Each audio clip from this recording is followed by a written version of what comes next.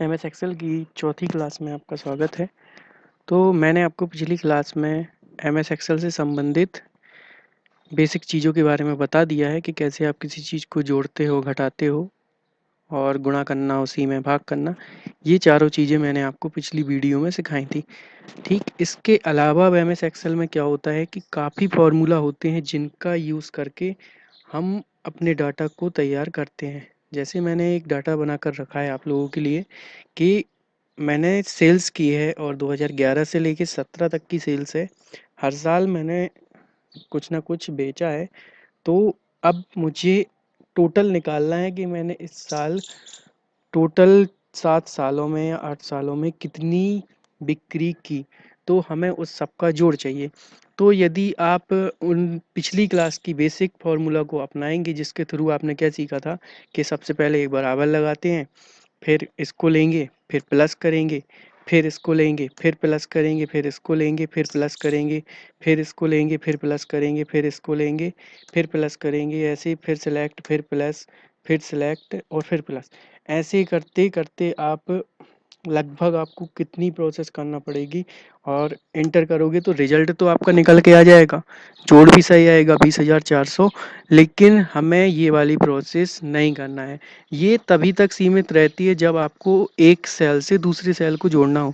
लेकिन जब हम एक या दो से अधिक सेलों को जोड़ना चाहते हैं तब हम इस वाली प्रोसेस को नहीं करते हैं। फिर उसके लिए हम एक फार्मूला का यूज़ करते हैं जो एमएस एक्सेल में सम नाम से होता है, जिसका काम होता है जोड़ना।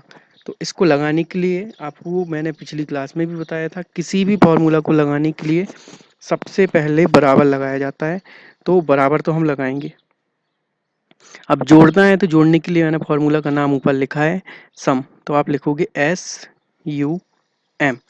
फार्मूला लिखने के बाद आपको लगाना है छोटा ब्रैकेट। तो ब्रैकेट लगाया।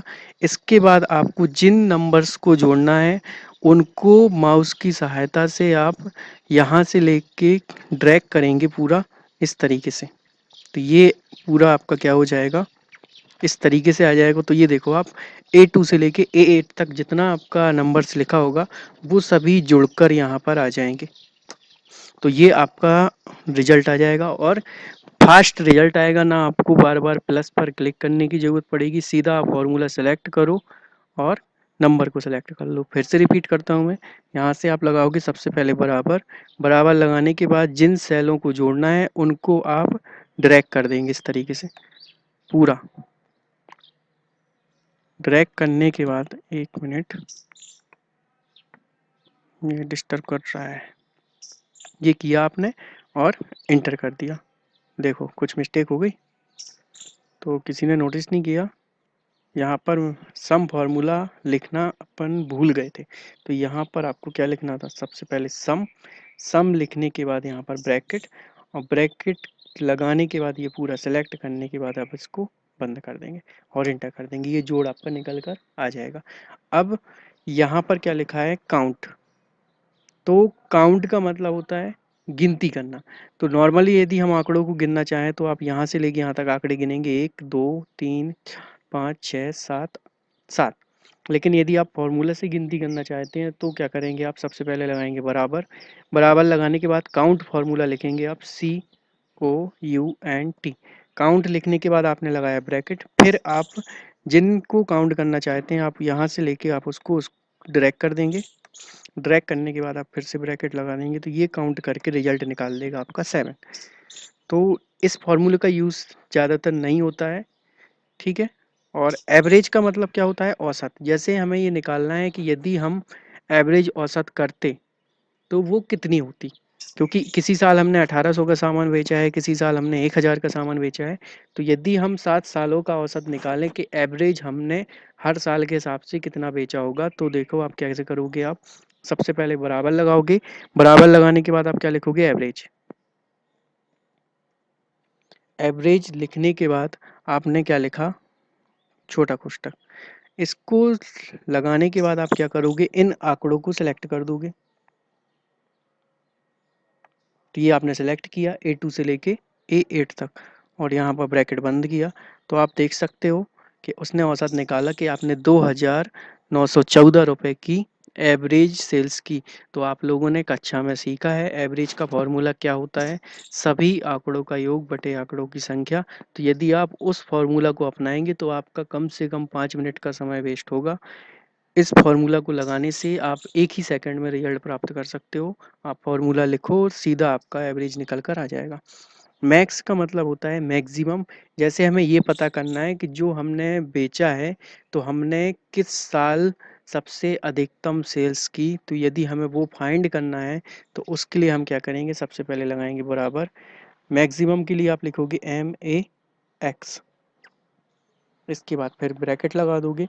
फिर आपको क्या करना है, उन्हीं आंकड़ों को सिलेक्ट कर लेना है जो आंकड़े दिए गए हैं। आप उसको सिलेक्ट करके क्या करोगे, ड्रैग। तो आपने ये ड्रैग किया तो देखो ये फिर से लिख कर आया A2 से A8 तक। फिर आपने ब्रैकेट बंद कर दिया और एंटर किया। तो इसने रिजल्ट क्या दिया कि जो आपने सेल्स की है उसमें से अधिकतम सेल्स कितने की है, 6,000 रुपए की। तो आप देख भी सकते हो इसमें अधिकतम सेल्स कितने की है, 6,000 की। मिनिमम का मतलब होता है आपका किसी भी दिए गए डाटा में सबसे छोटी चीज़ को या सबसे छोटी वैल्यू को फाइंड करने के लिए। तो यदि हमें वो निकालना हो तो हम बराबर लिखेंगे। सबसे पहले लिखेंगे MIN। मिनिमम लिखने के बाद आपने लगाया ब्रैकेट। ब्रैकेट लगाने के बाद आप फिर उन आंकड़ों को सिलेक्ट करेंगे। तो आपने सेलेक्ट कर लिया A2 से लेके A8 तक। फिर यहाँ पर सेलेक्ट करने के बाद ब्रैकेट आपने बंद किया और इंटर किया। तो इसमें से उसने बताया कि सबसे मिनिमम क्या है आपकी, यहाँ पर वैल्यू कितनी है, 1,000 रुपए की। तो अब आपने देखो फॉर्मूला अप्लाई कर दिए है। अब आप इन आंकड़ों में कोई भी चेंजेस करेंगे तो आप देखना है यहाँ पर जो हमने 5 फॉर्मूला लगाए हैं इन सभी में चेंजेस होगा। जैसे यहाँ पर हमने देखो लिखा 500 रुपये। तो देखो आप यहाँ पर भी देखो आप 500 रुपये कम हो गए, 19,400 आ गया। काउंट तो नहीं बदलेगा क्योंकि काउंट तो उतने ही होंगे। एवरेज बदलेगा क्योंकि हमने रेट थोड़ी से कम किए। और यहाँ पर आप देखो मिनिमम वैल्यू कितनी हो गई है, 500 रुपये की। यदि हम यहाँ पर चेंजेस कर दें, हम मैक्सिमम वैल्यू कोई डालें यहाँ पर 15,000, तो आप देखो उसका जोड़ भी यहाँ बदलेगा। और यहाँ पर देखो आप फॉर्मूला में क्या आ जाएगा, मैक्सिमम वैल्यू बता देगा। क्योंकि MS एक्सेल में एक बार आपने कोई फार्मूला अप्लाई कर दिया तो आप आंकड़ों में कोई भी चेंजेस करेंगे वो उसी के हिसाब से फार्मूला भी चेंजेस करेगा। ये एक्सेल का सबसे अच्छा पार्ट है जिससे कभी भी हमें एक किसी भी फाइनेंशियल अकाउंटिंग को लेकर भी कोई दिक्कत नहीं आती। हम किसी भी आंकड़ों को आराम से जोड़ सकते हैं और किसी भी डाटा को तैयार कर सकते हैं। इसलिए आगे आप सीखेंगे MS एक्सेल में आप कैसे मार्कशीट तैयार करते हो, कैसे आप किसी कंपनी में सैलरी बनाते हो। ठीक, ये सारी चीज़ें आपकी MS एक्सेल से ही बनाई जाती हैं। तो वो धीरे धीरे सीखेंगे। जब तक आपको बेसिक्स नहीं आएगा आप एडवांस चीज़ें नहीं कर पाएंगे। क्योंकि ये सारे फार्मूला आपके आने वाले सभी चैप्टर्स में यूज़ होंगे। आप चाहे मार्कशीट बनाओ, चाहे आप सैलरी शीट बनाओ, कोई भी चीज़ बनाओ, तो उसके पहले आपको बेसिक्स सीखना ज़रूरी है। यदि आपको MS एक्सेल के बेसिक नहीं आएंगे तो आप किसी भी प्रकार से आगे कोई काम नहीं कर सकते। तो आप ये सीखिए, फिर इसके बाद जो भी होता है वो मैं आपको सिखाऊंगा। ठीक, तो और आपसे गुजारिश करूंगा कि आप सभी जानते हो कि अभी कोरोना महामारी चल रही है। तो उसमें आपको अपना ख्याल रखना है और अपने परिवार का ख्याल रखना है। मास्क का यूज़ करना है, बाहर जितना हो सके तो नहीं जाना है। और ज़रूरी है तो आप एक नहीं तो एक से कम 2 मास्क पहन कर जाइए क्योंकि महामारी अभी ख़त्म नहीं हुई है। ठीक है, तो घर पर रहें, मास्क का यूज़ करें और समय समय पर हाथ अपने सैनिटाइज करते रहें। Thank you.